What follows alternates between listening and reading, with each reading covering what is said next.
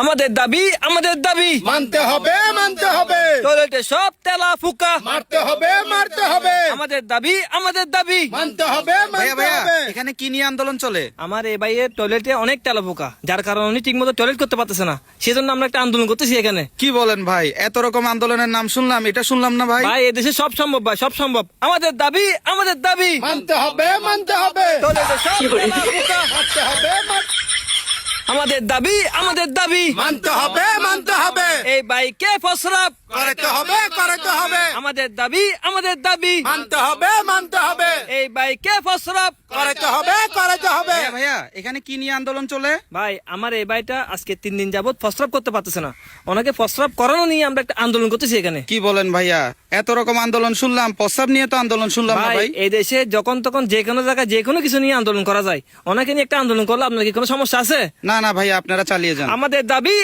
দাবি মানতে হবে এই বাইকে ফসরাপ করতে হবে আন্দোলন আর আন্দোলন।